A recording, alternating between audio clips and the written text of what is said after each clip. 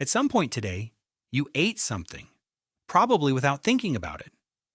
You opened something, heated something, or just grabbed something, and that was it. 8 billion people did the same thing today, and almost none of them asked where it actually came from.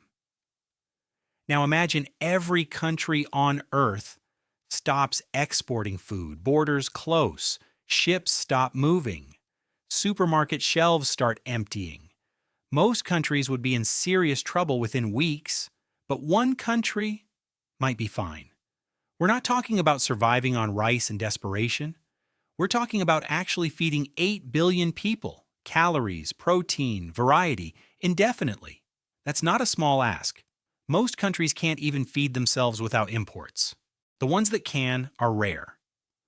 The one that could feed everyone else is either one country or it doesn't exist at all. So which country comes closest? And what would actually have to happen for them to pull it off? The answer isn't obvious. And the reason it isn't obvious is the interesting part. Raw calories. The world needs roughly 2.8 trillion calories every single day. Most of those calories come from a handful of crops: wheat, corn, and rice. And when it comes to producing sheer amounts of food, one country immediately stands out: the United States. It grows more corn than any country on Earth by a huge margin. Add in wheat, soybeans, beef, dairy, and dozens of other crops, and suddenly the US looks like the obvious answer. For a moment, you could almost stop the video here. Then you realize there's a problem. Calories aren't enough. Humans can't live forever on corn, wheat, and soy. To feed the world properly, you need protein too. So the search continues. If calories start the conversation, protein decides who stays in it. And this is where Brazil enters the picture. Brazil is the world's largest exporter of beef and chicken. It produces enormous quantities of soybeans and already exports enough food to feed several times its own population. Suddenly, Brazil looks even stronger than the United States. It has land, it has livestock, it has scale. For a moment, Brazil looks like the country that might actually pull this off. Then you look at the full menu. Feeding the world isn't just meat and soybeans. You also need massive grain production, fruits, vegetables, oils, and countless other crops.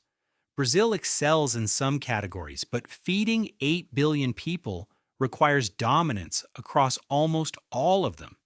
And that's where Brazil starts to fall behind. It can feed a huge part of the world, just not all of it. Brazil remains a contender, but it's no longer the front runner. Arable land. Maybe we're thinking about this the wrong way. Maybe the answer isn't production. Maybe it's land. And if land is the deciding factor, Russia suddenly becomes impossible to ignore. Russia has more arable land than any country on Earth. It's also one of the world's largest wheat exporters. For a moment, Russia looks like the sleeping giant, the country with enough space to grow almost anything. Then reality shows up. A huge amount of Russia's farmland exists in regions with short growing seasons, harsh winters, and enormous transport distances. And that's the deal breaker. Feeding the world isn't just about growing food, it's about growing it reliably, every year, at massive scale, without a single bad harvest, putting billions of people at risk. Russia has the land. But once reliability becomes part of the equation, it drops out of the lead. By now we've eliminated most of the obvious answers, because feeding humanity isn't just a math problem, it's a nutrition problem. Humans need calories, protein, fats, vitamins, minerals, variety. And that's where the United States makes a comeback. Warm southern states grow fruits and vegetables. The Midwest produces enormous grain harvests. Ranches provide livestock. Coastlines provide fisheries. No country produces everything. But the U.S. comes closer than almost anyone else. Then there's another advantage: scale. During World War II, American agricultural output expanded dramatically in only a few years. That ability to rapidly increase production matters. Because feeding the world isn't about today's harvest. It's about what happens when demand suddenly doubles. And for the first time in this video, one country starts looking like a genuine frontrunner. If this were only a question of scale, the story would probably end here. But there's one last country we need to talk about. And it completely changes how we think about food production. Here's the part that surprises most people. The country that exports the most food relative to its size isn't the US. It's not Brazil. It's a small, flat country in Northern Europe that most people wouldn't guess in 10 tries. The Netherlands, a country smaller than many American states, exports an astonishing amount of agricultural value through greenhouse technology, automation, and engineering. The funny part? The Netherlands still can't feed the world alone, not remotely, but a country that's small shouldn't even be in this conversation. And yet it is. Because efficiency can sometimes compete with sheer size. So we've gone from calories to protein to land to variety to efficiency. Every time a country looked like the answer, a new problem appeared. Calories, protein, reliability, variety, efficiency. Every candidate solved one problem and failed another. Here's what this question actually reveals.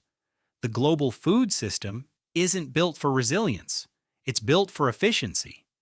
Every country is specialized. Every country is dependent. We traded the ability to survive alone for the ability to eat cheaply. And most of the time, that's fine. But it means the question, which country could feed the world alone, has an uncomfortable answer. None of them. Not really. Not right now. The closest candidate, probably the US, but only if Americans were suddenly okay with eating a lot more corn than they already do, which, given how much corn is already secretly in everything they eat, might not even be that noticeable. The world doesn't go hungry because there isn't enough food. It goes hungry because food is complicated, politically, logistically, climatically. The country that could theoretically feed the world alone doesn't exist yet. But the fact that we got this close is its own kind of miracle. We built a system so efficient that 8 billion people eat every day. We just forgot to build a backup.